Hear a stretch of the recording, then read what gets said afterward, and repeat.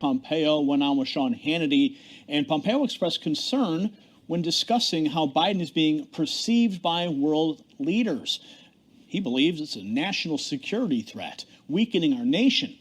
Pompeo compared Trump's constant engagement with members of the press with the lack of access under Biden. Watch. Is there a possible vulnerability here, or am I way off track? Sean, world leaders and my counterparts all across the world are watching very closely. Senior leadership all across the world, they watch every statement that is made, they watch every move, they see what their patterns are like, the kinds of behaviors they exhibit when times are tough and when the pressure is really on.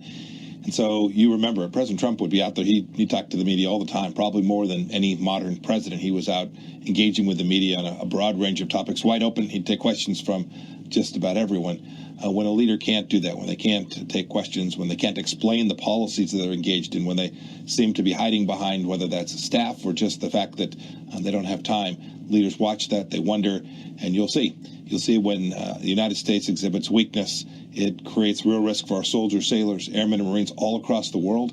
Weakness begets wars, and strength determines whether an adversary is going to be deterred, and it also determines whether our allies really want to toss in with us when times get most difficult. Press conference? Not yet, but we will definitely have one. We will schedule it, and you will be the first to know because you're pivotal participants in that. Last question here. Of dissent, Americans are taking over the country. You, my vice president, my speechwriter. I might add, if you ever come to the train station with me, you'll notice that I have great relationships with them because there's an awful lot of driving cabs.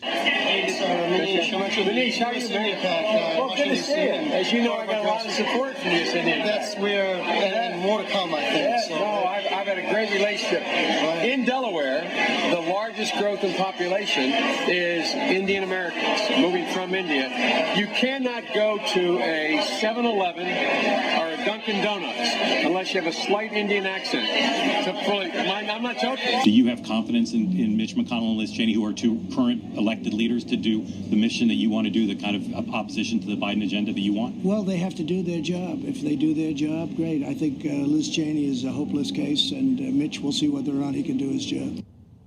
He went easy on McConnell there. That's a calculated move. But imagine being Mitt Romney, Adam Kinzinger, Bill Cassidy, Susan Collins, or even Liz Cheney right now. That's horrifying. Maybe Romney will just become a Democrat. Who knows? He already marches with BLM. He'll fit right in.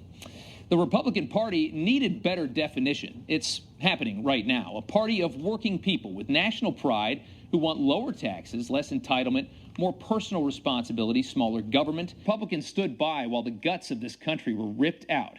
Here's a question for you. There were 43 Republicans in the Senate in 1993. Can you guess how many of them voted against NAFTA? Out of 43, only 10.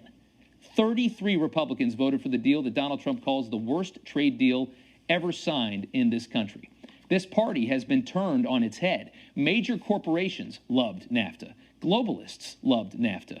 But how'd that play out for regular working Americans? A globalist Republican now won't fit inside this new party. Anyone still looking out for corporate interests, any politician not embracing populism, is toast in this new party. There is no energy behind Ben Sasse and Mitt Romney. Everybody knows that.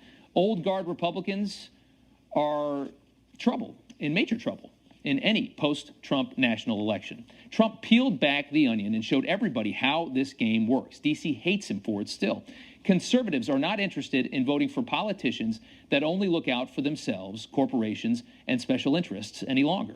They've seen the light. And while many may wish Trump behaved better at times, he is real, and he is larger than life. And the rest of the field, as it stands now, pales in comparison to him. We're not starting new parties. You know, they kept saying, he's going to start a brand new party. We have the Republican Party. It's going to unite and be stronger than ever before. I am not starting a new party.